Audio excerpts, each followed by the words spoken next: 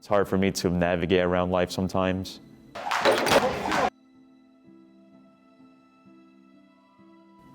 I gained a lot of weight, kept eating a lot, felt like I wasn't doing anything with my life.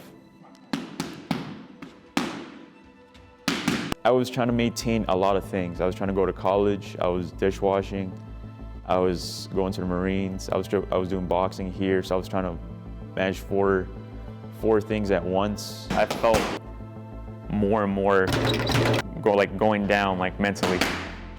I just kept having really dark emotions and thoughts.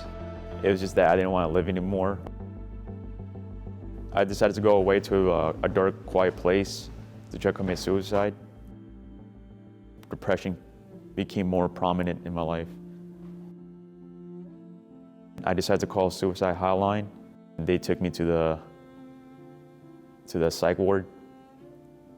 Stayed there for 2 weeks.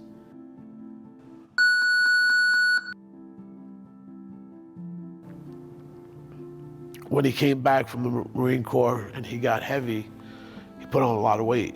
He fought at 137, but when he came back, and after he was released from the facility, he was over 200 pounds. And you see the side of him, he's not that tall.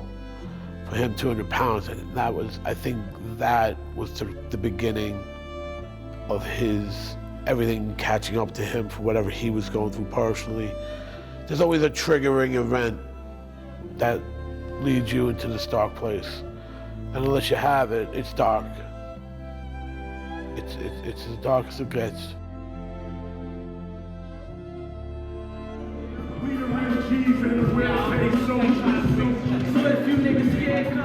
You look at him, you never know.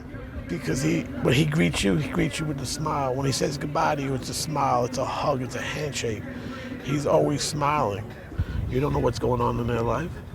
You don't know what trials and tribulations are happening or anything like that. You know, then all of a sudden you start losing focus of things. You know, the depression is real. All right, hold more on that. Hold more faster. Hold still. There you go.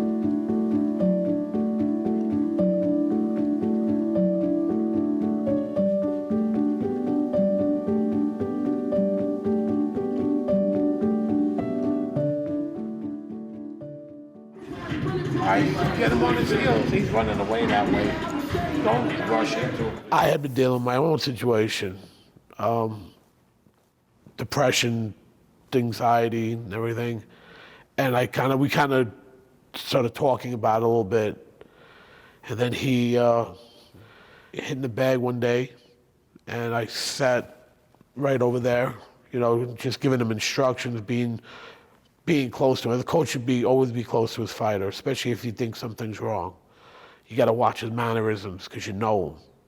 You know, if something is wrong, something ain't right, or if he's not doing something he knows you have to be there. So, and then he stopped. And then he looked at me, and then just started crying. Just in each other's arms. And I'm like, oh man, you know, okay, I wasn't expecting this, but we knew what we were crying about. And it was the stress, the angst, the anxiety, the loneliness, the darkness, everything that comes with that. And people noticed. The gym was crowded today, and I think people noticed and people stopped, and then they got real silent in here. And then we just hugged for about roughly around 3-minute round. You know, the bell came and went, you know. And I said, I got you. And he said, I got you, coach. And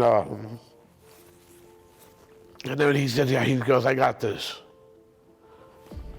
And almost 7-8 months later, he took off the pounds. He said he wanted to fight. I said, okay, I'll get you there.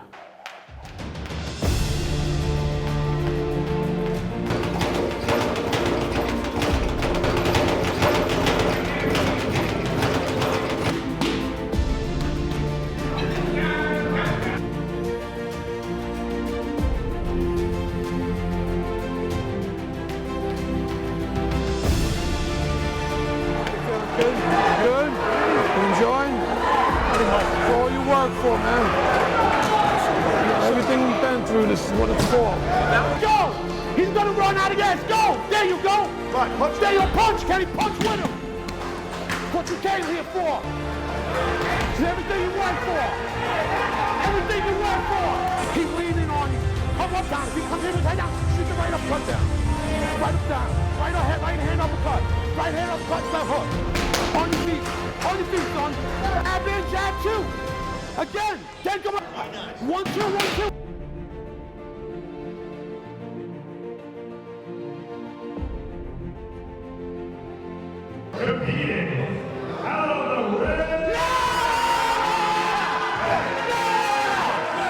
When the speaker said the red corner, it felt like it wasn't real. It felt like it was all a dream, like that like I'm gonna wake up in 10 seconds, or like this is not something that like it feels that it's real. I cried. I cried about a half hour that night.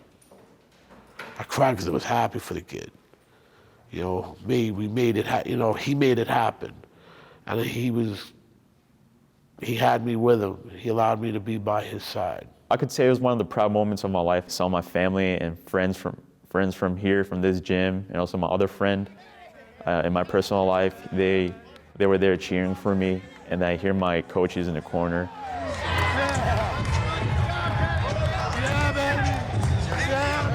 After he won home, celebrate me. I go to the beach, Rockaway Beach, 'cause I'm from Rockaway. I go to 102, Beach 102, and I sit and I watch the waters hit the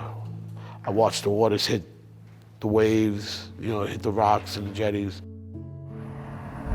As a boxer, the fighter, struggles continue outside the ring, so we do what we can to handle. And this is my safe place. It's the only place I feel comfortable in the entire world. Coach Matt means a lot to me. He's a predominant father figure in my life, that he helps me not just in the gym, but also gives me advice outside of the gym in life, what not to do and what to do. We help each other out. Like, I share my feelings of how I feel, and so he does the same thing. And that it helps alleviate the problem a little bit. Without him, I wouldn't be here like right now at all. 20. That's my punishment for keeping his mouthpiece case. I still have it in my house. No other fighter's ever been out here. I've never taken all the fighters I've had, and I've had about 40 or 50 of them. Never been here. Never even been onto this peninsula. This is solid ground. You're allowed here. This is safe passage. When you're on this beach, you'll always know you're safe here. He's earned that, because of the trust and bond that we have that's unbreakable. Boxing saved my life, but also the people here that made it possible for me to be here, who kept pushing me forward and actually it made me strive to do better. It says champion on that belt. He earned it, because you were a champion that night. You're a champion in life. So I told him, in your troubled times of darkness, keep that belt close to you and look at the bottom where it says champion. Because you overcame. You wasn't even supposed to be there. You was never supposed to be a fighter. You was never supposed to be competing in the ring, because you were just a random kid who just hit the bags, walked around, and that's it. But he was a champion that night. He's a champion for the rest of his life, as far as I'm concerned. That's just, where do we go from here? I don't know. I wish I did.